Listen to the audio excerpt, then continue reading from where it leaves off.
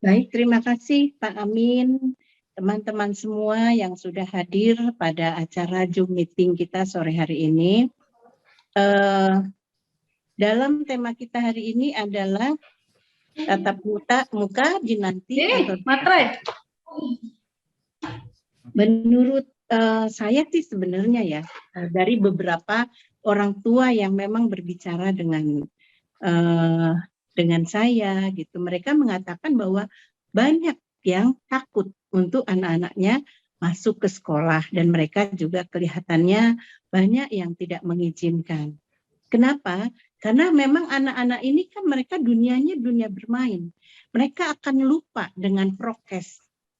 Pasti begitu lihat temannya dari jauh ya, kayak kita dulu lah anak-anak bagaimana ya, dengan senang hati, dengan gembira, mereka pelukan, jangankan anak-anak. Orang dewasa saja sering melupakan prokes, apalagi anak-anak. Oke, kemudian Pak Nadiem mengatakan bahwa untuk mengantisipasinya adalah diberikan vaksin kepada anak-anak.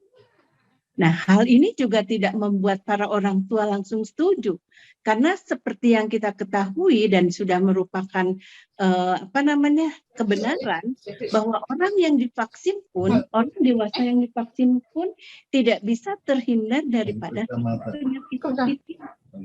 Banyak orang yang sudah divaksin juga kena COVID. Nah, ibu-ibu sekarang, orang tua sekarang kan mereka juga sering melihat di media-media ya kan, informasi bahwa dengan vaksin ini ternyata juga berbahaya. Misalnya ada penggumpalan darah, kemudian merusak sel-sel.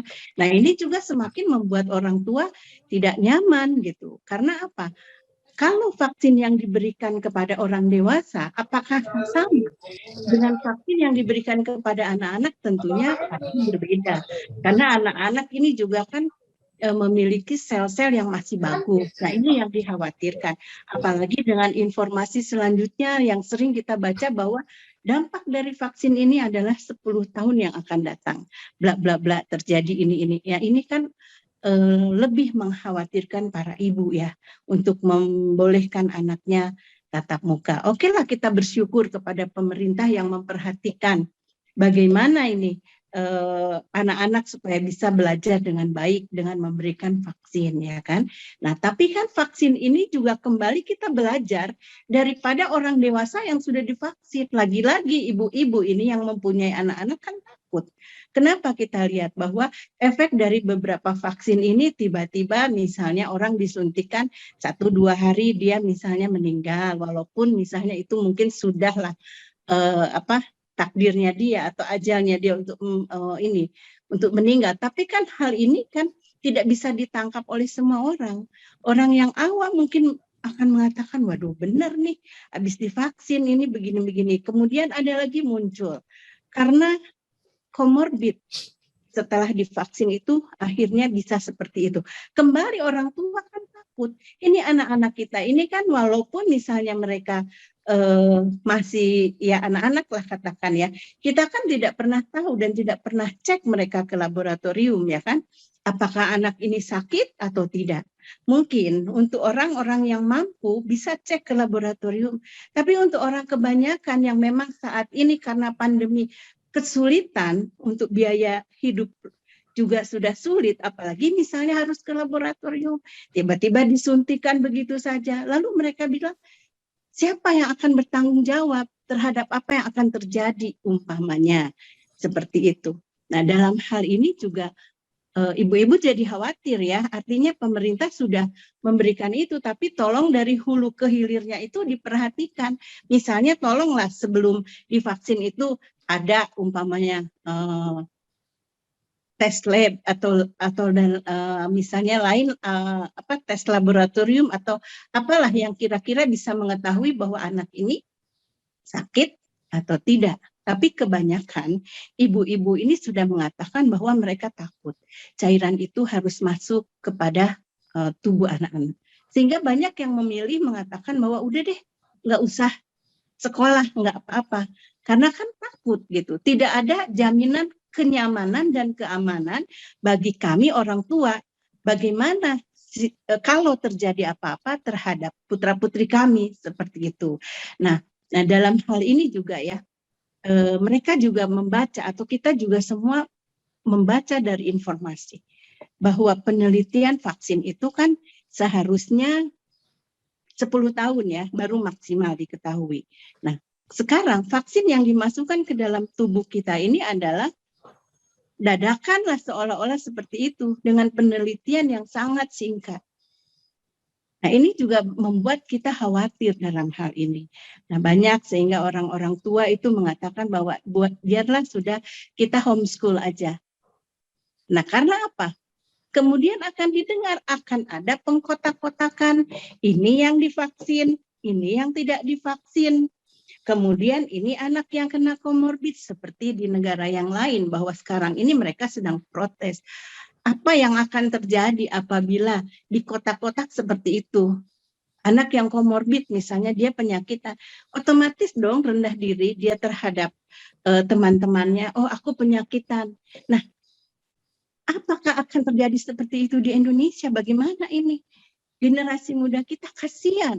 Mereka yang memang seharusnya mungkin sudah punya penyakit dari kecil, kalau misalnya dia mampu untuk terus melakukan sekolah menuntut ilmu kan sambil pengobatan, nah itu adalah kesempatan yang diberikan. Tapi dengan pemukulan penghantaman mental seperti itu, misalnya pengkotak-kotakan, yang ini yang divaksin, yang ini yang tidak divaksin, kemudian yang ini yang komorbid, apa yang akan terjadi bagi bangsa ini?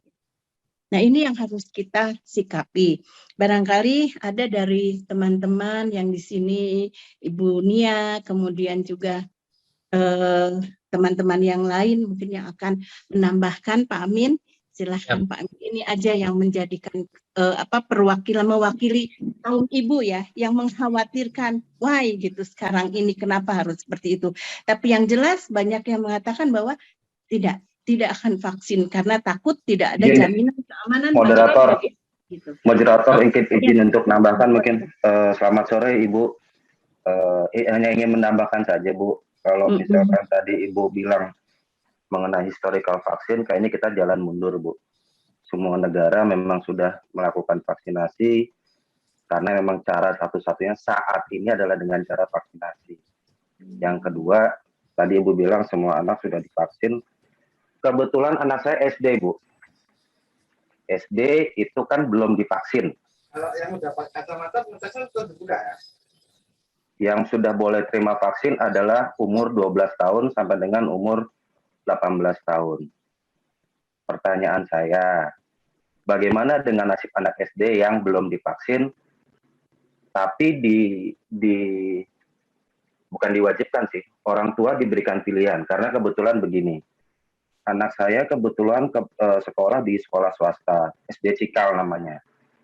Di SD Cikal itu kami sudah ada pertemuan parents meeting dengan pihak sekolah di hari Senin minggu lalu, bahwa memang minggu ini anak-anak sudah mulai sekolah untuk kelas 4, 5, dan 6. Di sekolah anak saya itu pun masih diatur dengan cara satu kelas dibagi 2, di rolling untuk jadi setiap anak sekolah itu per 2 minggu sekali. Itu yang di SD swasta, Bu. Bagaimana dengan di SD negeri, pertanyaan saya. SD negeri itu kita sama-sama tahu bahwa pada saat pandemi kemarin anak-anak sekolah di rumah juga pembelajarannya tidak maksimal seperti di swasta. Di swasta untungnya anak saya masih mengalami pembelajaran, ada guru mengajar dari pagi sampai dengan siang meskipun waktunya tidak full, tapi untuk sisi pengajaran, materi pembelajaran masih dapat. Sedangkan di negeri, tahu saya tidak. Gitu. Negeri hanya, ini saya bicara negeri Jakarta, saya tidak tahu negeri daerah. Negeri di Jakarta yang saya tahu adalah mereka pagi itu pembelajaran hanya absen via WA, setelah itu sudah pembelajaran, ada tugas-tugas yang diberikan tanpa adanya pembelajaran dari pihak sekolah. Itu sih yang ingin saya tanyakan terlebih dahulu. Dan oh ya, satu lagi, setahu saya dari pemerintah itu memberikan pilihan, Bu, kepada orang tua, terlepas dia anaknya sekolah negeri atau swasta, diberikan pilihan boleh masuk atau tidak.